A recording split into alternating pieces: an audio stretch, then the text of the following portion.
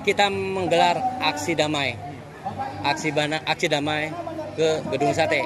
Kami dari berbagai daerah, dari Jawa Barat, ya, ada dari Garut, Tasik, Pangandaran, Cirebon, Cianjur, Sukabumi, Bogor, Bekasi, Depok, Indramayu, Majalengka, Kuningan, pokoknya seluruh Jabar, ya. Kami pelaku pariwisata, ya, pekerja pariwisata Jawa Barat yang terdiri dari PO Bus dan krunya, supir, kenek, ya. Juga ada travel agent, juga ada tour guide, juga ada UMKM, ya. Kami di sini menggelar aksi damai, bukan demo ya. Kita menggelar aksi damai hanya ingin menuntut keadilan, hanya ingin menuntut keadilan agar dicabut SE Gubernur 2025 nomor 45 tentang larangan study tour, karena SE tersebut tanpa pengkajian, ya, tanpa kajian boleh dikatakan SE itu jolim, karena undang-undang pun tidak melarang study tour, ya, ya. Study tour ada di dalam ekstrakurikuler, makanya Pak Menteri Pendidikan juga Menteri Pariwisata tidak pernah melarang study tour. Hanya Bapak Gubernur Jawa Barat yang melarang study tour. Ya, kami sangat terdampak dengan adanya kebijakan dari Bapak Gubernur Jawa Barat. Ya, kami selama 6 bulan, ya, tidak ada order. Malah banyak pas mau berangkat itu langsung di cancel. Kalau masalah cancel aja nggak masalah. Persoalannya kita harus mengembalikan uang. Uang tersebut sudah masuk ke hotel, sudah masuk ke PO, sudah masuk ke resto. Nah, yang sangat memberatkan itu pada saat kita mengembalikan uang, bukan angka sedikit. Saya 280 juta. Ya, puluhan juta, bahkan ratusan, bahkan miliaran se-Jawa Barat. Nah, ini makanya ini kebijakan yang sangat tidak bijak.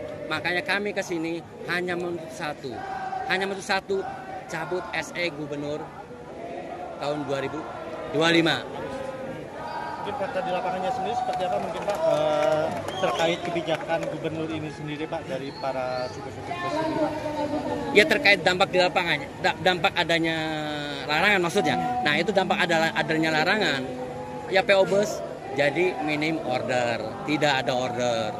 Juga biro tidak ada order juga. TL guide pada nganggur. Supir kenek pada ngejodok di rumahnya, di rumahnya. Nah, kalau KDM selalu bicara bahwa study tour itu memberatkannya di mana? Memberatkannya di mana? Kenapa? Karena study tour itu bukan program dadakan, tetapi direncanakan. Sudah menabung.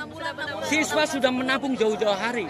Pada saat pelaksanaannya itu tidak memberatkan. Dan bila mana ada yang tidak mampu, bisa kita ada solusinya, bisa subsidi silang, ya, atau bisa digratiskan, nggak masalah bagi kita. Ya, sebetulnya di dalam suatu rombongan study tour, contoh ada 300 orang, paling berapa sih nggak mampu? Paling sekitar nggak nyampe 5%, boleh kita hanya 5-10. Kita bisa ada solusinya, kita bisa kasih solusi. Jadi tidak memberatkan sebetulnya. Kalau bicara lari ke Bank Emok, sama pelaku pariwisata pun bila mana sudah tidak ada kerjaan, nganggur, akan lari ke Bank Emok secara tidak langsung. Pak Gubernur menyuburkan Bank Emok. Ya. Ingat pada waktu COVID, kita pelaku pariwisata tidak ada order, pada lari ke pinjol.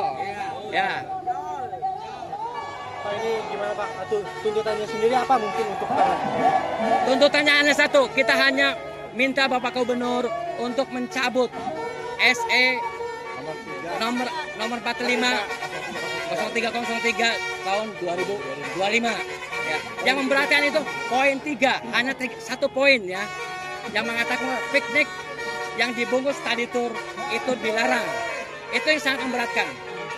Jika tidak digubris oleh gubernur mungkin seperti apa mungkin langkahnya? Bila mana ini tidak digubris, kami akan datang lagi, lebih banyak lagi. Ini kekuatan kita baru 10%. Kita bisa lebih heboh lagi, kita bisa lebih banyak lagi. Jangan remehkan kekuatan pariwisata. Pariwisata penyumbang devisa negara. Kita pahlawan devisa. Kita selalu disampingkan, kita selalu diabaikan. Pak, ini ada aksi untuk blokade jalan juga Pak. Jadi kalau pelaku pariwisata kita tidak ada, kita aksi damai. Makanya selama perjalanan saya berbicara dengan seluruh warga Johor, mohon maaf kalau mengganggu perjalanan Bapak dan Ibu sekalian. Makanya ini tidak ada blokade jalan, ya, tidak ada.